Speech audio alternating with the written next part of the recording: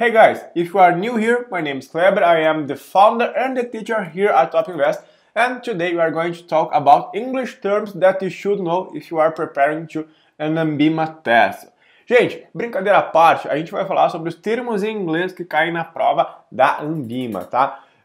Se você me acompanha no Insta, eu falo isso sempre que a galera fala sobre carreiras. O que é importante para carreira? Inglês é importante pra caramba, não só pra carreira, mas pra tua vida. Por quê? Veja bem, vai te ajudar pra caramba você sabendo os termos em inglês, né? Sabendo inglês, você já sabe esses termos na verdade. Vai te ajudar na prova da Ambima, vai te ajudar na carreira, para você fazer um intercâmbio, para você viajar, conhecer o mundo. É muito importante você manjar o inglês, tá legal? Bom, mas o assunto de hoje são alguns termos em inglês que vão te ajudar a passar na CPA10, na CPA20, na CE. Então você conhecendo esses termos, eu vou te ajudar a entender esses termos, vai ficar muito mais fácil, beleza? Ó, bora lá que a nossa lista é grande. Vamos começar por day trades. Ó, day trade, day de inglês é dia e trade na verdade é troca, tá? É uma troca dentro do dia, dentro. Quando a gente fala em ações, a gente fala em negociação de ações, a gente tem as operações que a gente chama de operações normais, que são operações que duram mais de um dia, e a gente tem as operações que a gente chama de operações de day trade. As operações de um day trade, ou seja, é uma troca dentro do dia. Isso significa que elas têm duração inferior a um dia. Por isso, day trade. Outro termo em inglês muito utilizado, que virou modinha agora, é buy and hold. Buy and hold significa do inglês que é comprar e segurar. Então, olha só, o day trade é uma forma de especulação. Especulação é uma forma de se investir no mercado financeiro especulando. Agora, comprar e segurar é uma forma de investimento. É um investimento de longo prazo, tá? Ou seja, é comprar e segurar. A gente escolhe boas ações e vai segurando. Agora, swing trade é uma coisa muito parecida com day trade, só que olha só, o day trade tem troca dentro do mesmo dia, tá? Day trade, uma troca diária, ou seja, duração inferior a um dia e é de especulação. O swing trade, na verdade, é uma troca mais lenta, né? Então, para a gente chamar de swing trade, ela tem que ser uma troca com mais de um dia, legal? Então, a gente vai chamar de swing trade. E também é importante saber que todo swing trade é o que a gente chama de operação normal, beleza? Então assim fica fácil de você lembrar para a prova. Seguindo, a gente tem benchmark. O benchmark é um termo em inglês que serve para chamar a carteira de mercado. Olha só que lindo, carteira de mercado. Isso aqui é muito utilizado na CEA, no CFP, quando a gente começa a falar de cálculos, né? A gente vai falar em beta, o beta considera a carteira de mercado. Só que a carteira de mercado nada mais é do que um indicador de referência, indicador. Quando a gente fala de renda fixa, muito provavelmente a gente está falando do DI como benchmark indicador. Quando a gente fala de renda variável, é muito possível que estejamos falando sobre o Bovespa, tá? Sim, a bolsa agora é B3, mas o índice continua Ibovespa, legal? Outra coisa, taxa Selic over. A gente tem a taxa Selic meta e a taxa Selic over. Over é tipo sobre alguma coisa, ou seja, sobre a taxa Selic meta, a gente vai negociar a taxa Selic over, tá? Então, vamos supor que a taxa Selic meta esteja hoje em 6,5%. E a gente vai ter a taxa Selic over, ou seja, sobre a taxa Selic meta, os bancos vão negociar os títulos, vai surgir a taxa Selic over, que vai ser, sei lá, de 6,48 ou 9, 7, meia, alguma coisa, entendeu? Agora, a gente tem o câmbio spot. Lembra do Sputnik? Não, nada a ver, né? Não é da minha época, mas eu não podia perder a zoeira. Ó, spot quer dizer que é pronto, né? Um câmbio spot como pronto, né? É a cotação do dólar, do câmbio, que a gente chama de à vista. Por quê? No mercado financeiro, a gente pode ter o mercado de câmbio a termo, pode ter a taxa Petax, pode ter a opção de dólar, tem muita coisa que a gente pode inventar aí. E agora a gente tem o hedge e o hedger. Isso aqui é utilizado para o mercado de derivativos. Quando a gente usa as derivativos, lembra lá, a gente está falando aí de mercado futuro, está falando de mercado de opções, são formas de você especular ou de você proteger a sua carteira. Então o hedge é aquela operação para proteger investimentos. É uma forma de seguro que você vai fazer, tá? Um hedge é uma forma de seguro que você faz para proteger os seus investimentos. E o hedger, que diabo é um hedger? O hedger é o cara que efetua o hedge, né? Ele hedgeia, tá? Sim, parece engraçado, mas no inglês é muito fácil inventar verbos, tá? É bem comum. Então, o hedger é aquele que hedgeia a sua posição de investimentos. Isso aqui a gente está falando de seguros, né? Aqui a gente entra no mercado de opções. Opções. Daí a gente tem as opções de call, put e tem um termo chamado de strike. A gente tem opções de compra e opções de venda. Aí pensa comigo, compra não começa com C? Pois é, call é uma opção de compra, então fica muito fácil você memorizar. E aí, se tem uma opção de compra e uma de venda, se o call é de compra, é óbvio que o put é uma opção de venda. Aí, sobrou o strike, que também é um termo relacionado ao mercado de opções. O que é o strike? Lembra do boliche? O que é um strike? Quando você acerta toda a parada, né? Então, o strike é o preço de exercício. Por exemplo, a gente comprou uma opção de Petrobras que para ter o direito de comprar ações da Petrobras a R$20. Então, esses 20 aqui são o strike, que é o preço de exercício. Depois, continuando nas opções, a gente tem in the money, at the money e on the money. Opa, não é on the money, que é out the money, né? Out the money. In the money, at the money e out the money. Out, tá? Out the money. In the money, né? In do inglês significa que tá dentro.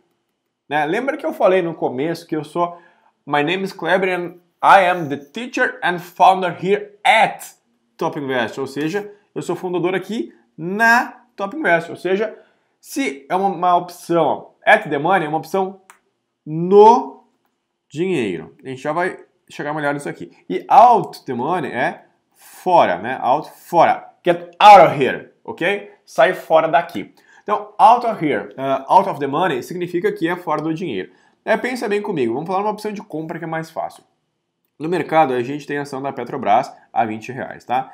Eu não gosto de Petrobras, não sou investidor da Petrobras, nada contra a companhia, mas não gosto das ações da empresa, tá? Então, não sei o preço, vamos supor que está R$20. Daí a gente tem três opções. A gente tem uma opção que está strike com R$15, uma com R$19,50 e outra com R$24. Veja bem, os R$15 estão dentro dos 20? Estão. Então essa aqui é uma opção in the money, né? In the money. In the money, ou ITM, tá? Aqui os R$19,50 tá no dinheiro? Tá no preço? Tá. Então essa aqui é uma opção at the money, né? ATM. E essa aqui tá bem fora, né? R$24 tá bem fora dos 20. Então, fora significa que ela OTM, ou seja, out the money, ok? Prosseguindo, a gente tem outros termos aqui relacionado à governança corporativa, vamos lá, o suitability. Lembra que a gente tem que fazer, para ofertar um produto de investimento para o cliente, a gente tem que fazer um negócio que se chama API, que é Análise do Perfil do Investidor. Essa API vai dizer qual que é o perfil do investidor, se ele é conservador, se ele é moderado, se ele é agressivo. E aí entra o suitability, tá? A gente não pode ofertar um produto de renda variável para um cara que é conservador para curtíssimo prazo, entendeu? Suitability é a prática de adequação do perfil do investidor. Adequação do perfil. Ou seja, se o cara é agressivo, a gente põe investimentos agressivos, se ele é conservador, a gente põe investimentos conservadores. O compliance. Compliance, a gente está falando muito sobre juridiquês, jurídico. O compliance tem a obrigação, né, a missão de ter certeza que a empresa está seguindo todas as normas, regulamentos, legislações, esse tipo de coisa. Tá? O compliance é muita galera do jurídico que está lá analisando contratos, essas paradas aí, ver se não vai dar problema no Procon, se não vai dar problema com o Bacen e tal. Know your customer, o QIC, né? Conheça o seu cliente. Know, conheça. Your é o seu, né? Entra como o seu aqui. Cliente. Então, conheça o seu cliente, é importante para a prevenção à lavagem de dinheiro. A gente tem que conhecer o cliente, primeiro, para adequar o perfil do investidor. Segundo, para saber se não está fazendo operações que não tem nada a ver com o perfil dele, que podem ser suspeitas de lavagem de dinheiro e esse tipo de coisa. E aí, a gente tem também o Chinese Wall. O Chinese Wall, você dá um Google, aparece o quê? A muralha da China. E a muralha da China é uma forma de a gente representar um negócio que a gente chama de segregação de recursos. Segregação de recursos. Veja bem, a segregação de recursos é importante para não ter conflito de interesse. A gente tem o tesoureiro de uma instituição e a área de asset, né? Cada um cuida de um interesse diferente. Um cuida do interesse do banco, outro cuida do interesse do cotista. Então eles não podem se conversar. E aí, a gente tem aqui front running e insider trading. Esses dois aqui são o que a gente chama de...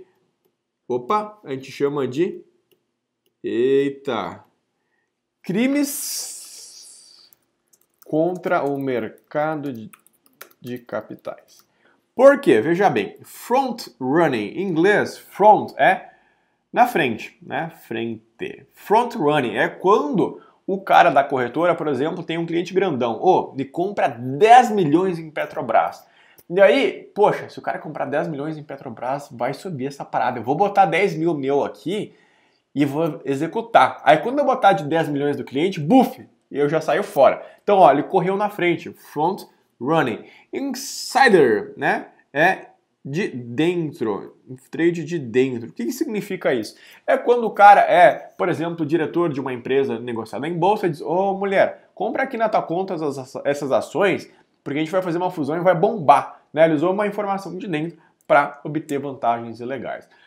Commodities, esse aqui eu tenho certeza que você sabe. O Brasil é um grande produtor de commodities, né? E muito se fala na comoditização das coisas, ou seja, que fica uma coisa que não tem um valor agregado, que é só basicamente o produto. E aí vem as principais commodities, né? Quais são as principais commodities do Brasil?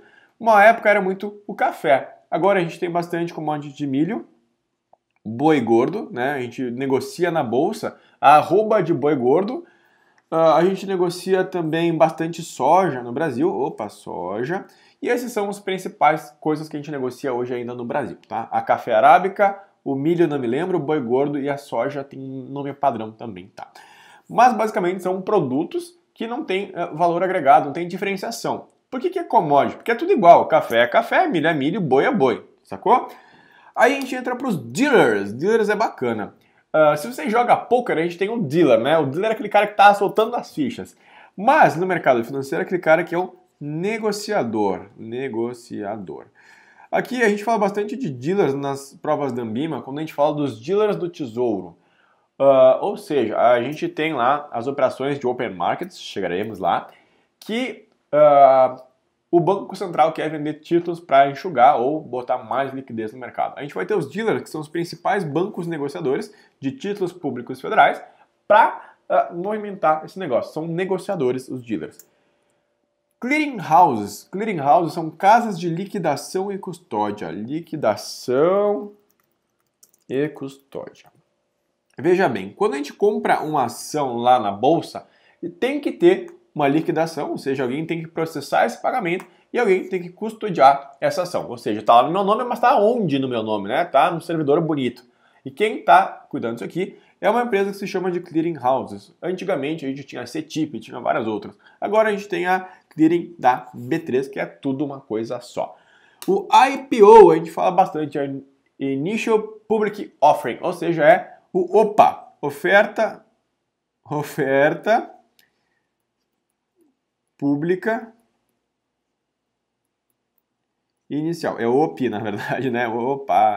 Inicial. Ou seja, é quando uma empresa vende pela primeira vez no mercado as suas ações. Por exemplo, aqui na Top Invest a gente está ficando gigantão, né? Porra, eu quero comprar uma sede. Vou vender ações da Top Invest. Como é que eu faço? Vou lá na bolsa, registro na CVM, blá blá blá, e vou fazer um IPO, vou vender minhas ações. E esse IPO é a primeira vez que eu vendo as ações e esse dinheiro vai para o caixinha da empresa. O player, a gente tem muitos players no mercado financeiro, né? O player é basicamente um jogador. Qualquer um que jogou qualquer joguinho, tenho certeza que você já jogou, que atira a primeira pedra quem nunca jogou um jogo, nem que seja no celular, o player é simplesmente um jogador. E agora a gente falou sobre o open market. O open market é mercado aberto. Mercado aberto, que é uma política monetária que pode ser expansionista ou retracionista.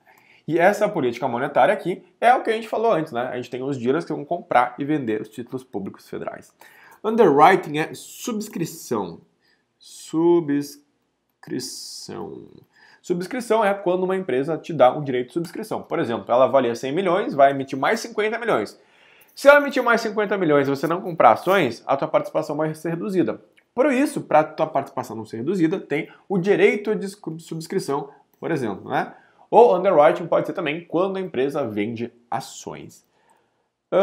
Prosseguindo, a gente tem o Depositary Receipt. Aqui a gente tem dois tipos, a gente tem os ADRs e a gente tem os BDRs.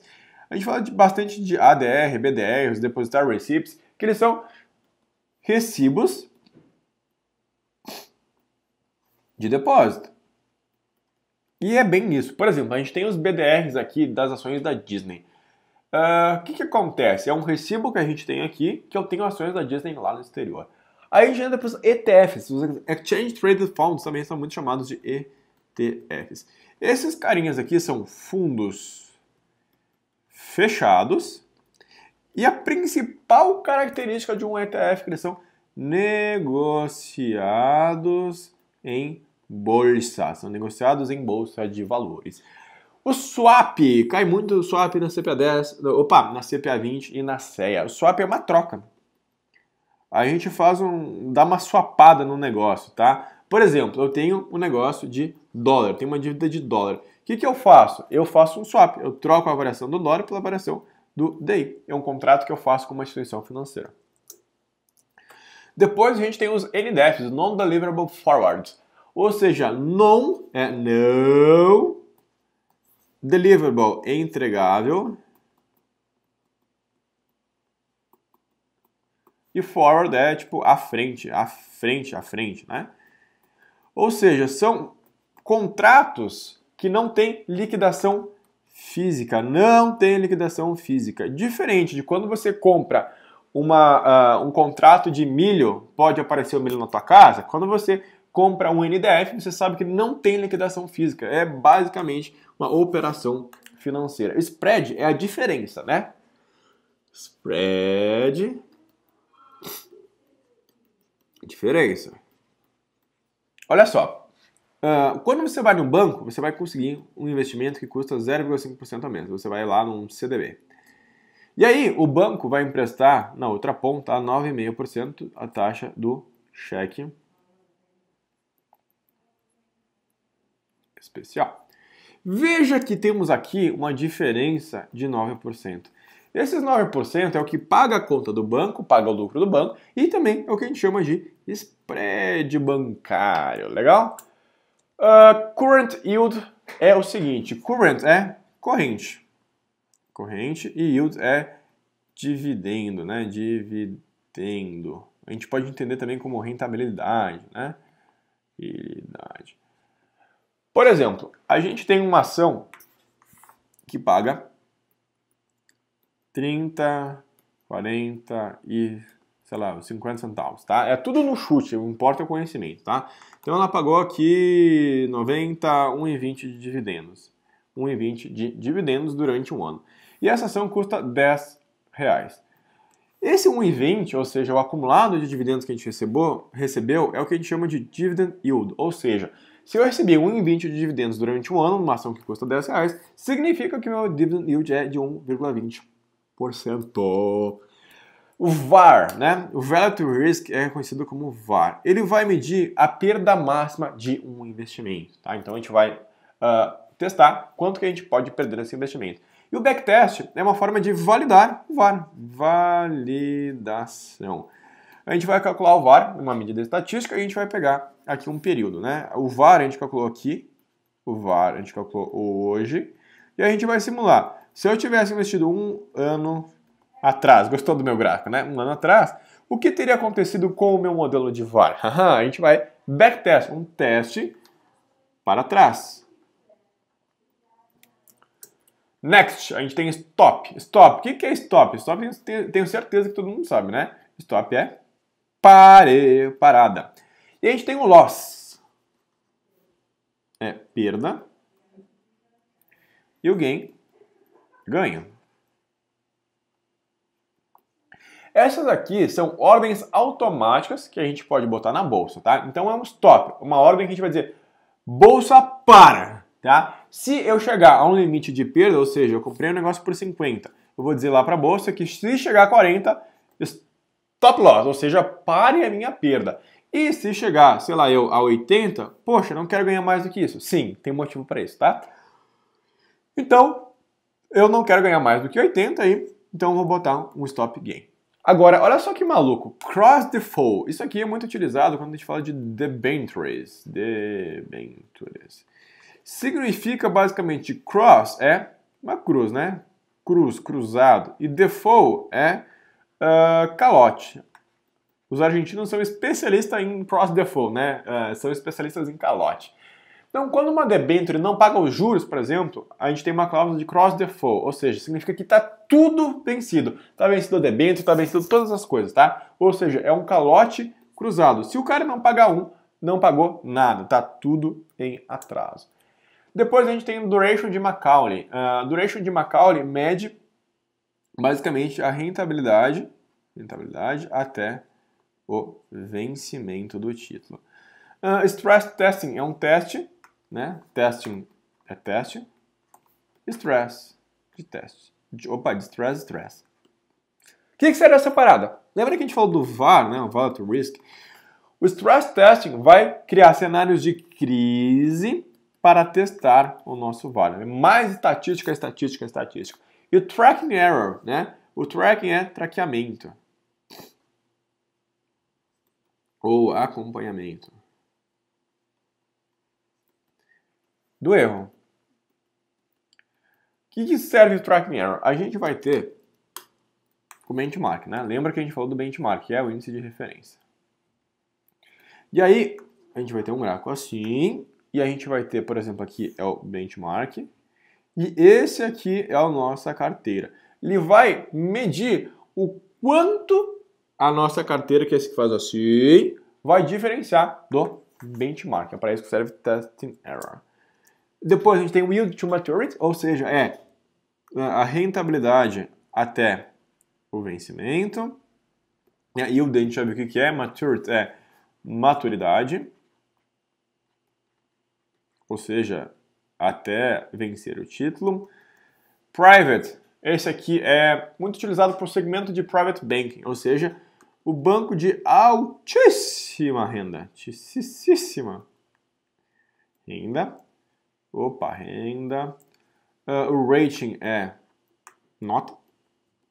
A gente fala muito de rating em rating de crédito, né? A gente tem lá